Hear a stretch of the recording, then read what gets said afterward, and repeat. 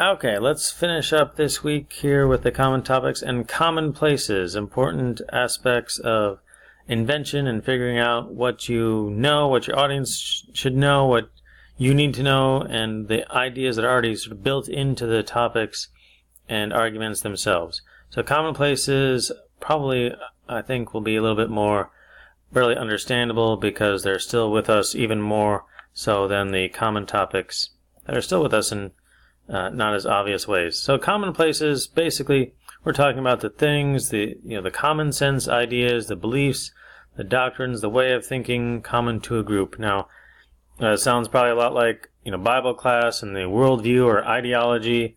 That's exactly what we're talking about right now. What are the things that excuse me? What are the things that this people group believe in that defines them, that separates them from other groups or other ways of thinking?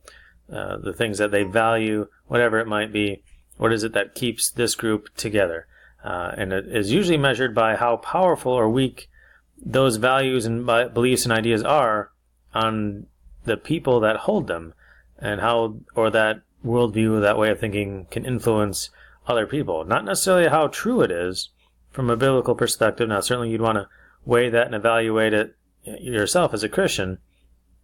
What is it, the beliefs I'm arguing for, the things that I believe, your individual life, and in the years ahead, and certainly the kinds of things you're going to be arguing for in your thesis, you might want to think about its truth or not. But as we said a little bit before, with conjecture, the ideology, the commonplaces that people believe, it might not be the best use of our time to think about how true they are, because they believe them. Whether it's true or not, you got to work with that. You can't just say, well, you believe something that's not true, so here's what I'm going to tell you instead. You still have to work with their beliefs and their worldview, their commonplace ideas, especially if they're false, and that makes your job perhaps a little bit harder.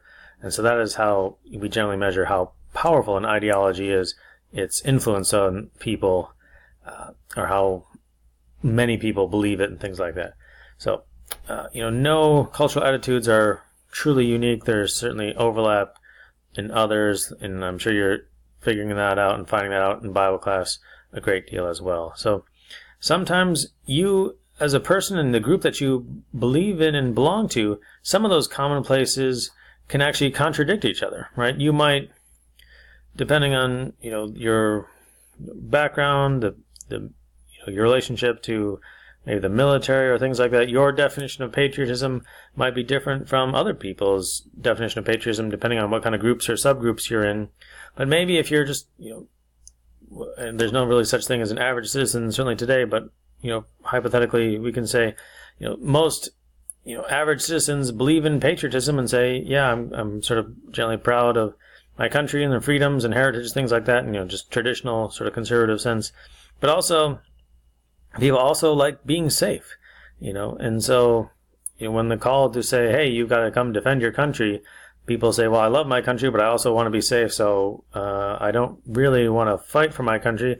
Maybe we have other people to do that for us, and so I can value patriotism and support the troops and still value safety. And sometimes those commonplace ideology ideas can conflict with each other, and you got to figure out what that what that means for you, and you'll certainly you've seen that in things like the rallying cry of the French Revolution, for example.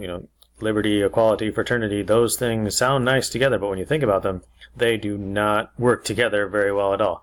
They are mutually exclusive. So some, as we said, commonplaces taken for granted, so much so that you may not even, depending on the region you grow up in and the circumstances of, your family and, communities like that, the beliefs that we just do these things because we've always done them. You don't even necessarily talk about it. Everybody in this community, everybody in this church, everybody in this family, this is what we do. This is how we celebrate this holiday. This is what we do for these circumstances. This is what we do every summer. Of course, we go up to summer camp every summer. We open up all of our presents on Christmas Eve instead of Christmas morning. This is just what we do. And you don't necessarily even know why. You just do it year after year, and you don't even discuss why you believe what you believe or why you do what you do. Those are part of the commonplaces. This is just us. So that could certainly be a problem in some circumstances. If these ideas are taken for granted, that could make your job even more difficult if you're trying to persuade people out of that sort of commonly and deeply held belief. But hey, what's wrong with a little bit of a challenge? So, as always, I'm sure, again, sorry to sound a little bit too much like Bible class here, but people will respond to ideas and whatever your rhetorical propositions based on their ideology, based on their worldview. That'll be their first level of response, maybe emotionally, might be even before that, depending on the nature of what you're talking about, but then they're going to respond based on what they believe, their commonplace worldview ideas. And so once you figure out and know what they believe, what is their aspects of their worldview that you're addressing, you can use those as premises for heuristics for examining your position and examining their position as well. If you don't know what a heuristic is, you can read the fine print there about what a heuristic is. It's a good term to know. So, here are just some brief, commonplace examples of American politics. Not necessarily everybody's most enjoyable topic to think about, but it's an easy one to get differing opinions on pretty quickly, even if you don't have a whole lot of experience or care for politics or politicians today. You probably have some sort of belief, especially the older you get, as you realize that pretty soon you're going to have to start paying your own taxes if you don't do it already. What is your view on foreign policy? What is the American government's role, or the American as a nation? What is its job for citizens of other countries? Or the government's role in legislation? Should the government be in charge of all sorts of things? Should we have more laws? Should the government be in charge of more things for stability and unity? Or should the government have less responsibility and fewer laws? Things like that. What is the citizen's fiscal responsibility? Do you believe that, yes, as we're citizens of this country, we have a right to, get lots of things, or we should pay for lots of things? There's a difference. Like, is my role as a citizen, am I supposed to contribute, or should I receive? Things like that.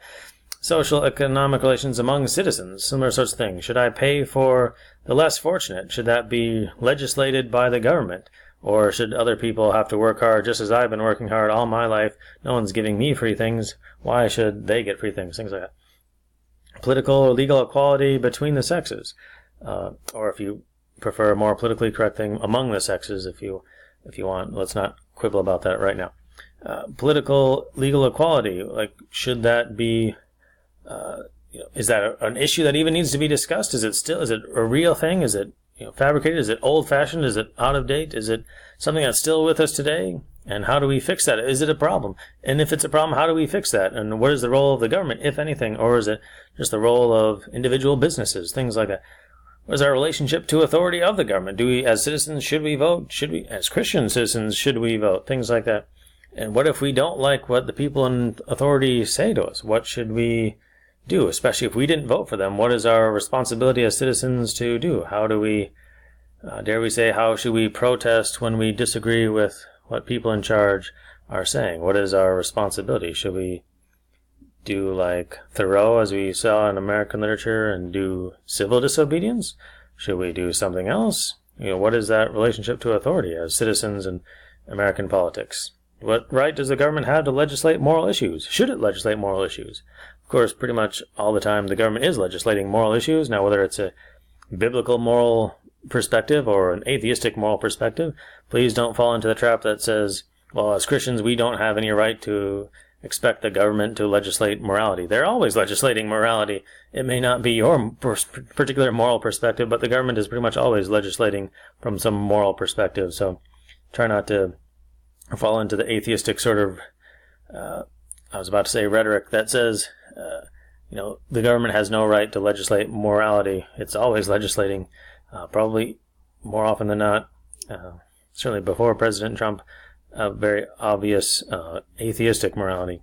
What is the role as among humans and the government and the environment? What, if anything, does the government have a responsibility to legislate how we interact with the environment? What regulations or restrictions should we have for environment? Can the government mandate that everyone recycles, or are there fines for people who don't have a certain number, weight of recycling in their garbage and things like that? These are complicated issues. So where you answer those questions and those issues shows your ideology. It could be, labels, among a spectrum, right? So just because you might more often than not find yourself on one end of a spectrum, or political spectrum here in this case, or any sort of human endeavor, music, sports, or jobs and things like that. Just because you're more often than not on one end of a spectrum doesn't mean you believe everything of that category. And certainly I think it'd be more helpful to think of them as positions on a spectrum, not necessarily hard and fast labels like, you register as a Republican, so you always have to vote for Republican candidates no matter what. You certainly shouldn't necessarily bind yourself to that sort of limitation, even in, especially in the world that we live in today. So commonplaces, the things that people believe, and they hold them very closely. Maybe they talk about them, maybe they don't explain them as well as they should. But these are the beliefs that people of a certain group, a certain community have, and they always have had them. Maybe it seems like they've always had them. And then what are you supposed to do with them? Well, that's a good question. What should we do with them? For the common topics and commonplaces together, you can use them as like syllogisms and premises. Here's what you believe. You believe this, and so here's what you can do about them right now. You begin with what they know, begin with what people believe in, they hold in common, their ideas, and then you start to sway them one way or the other.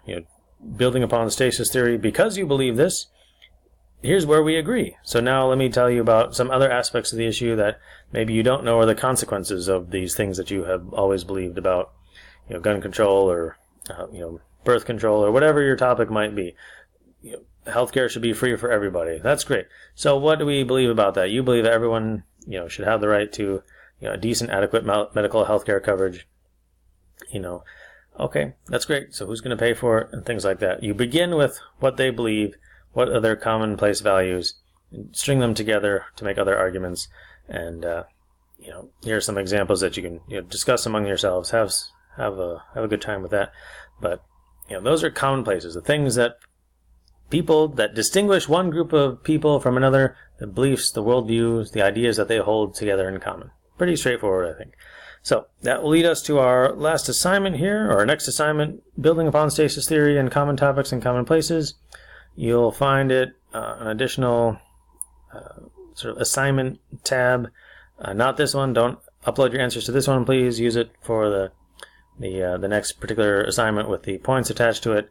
And we'll see you next week. Well, I'll talk to you next week through the video. Anyway, have a good weekend,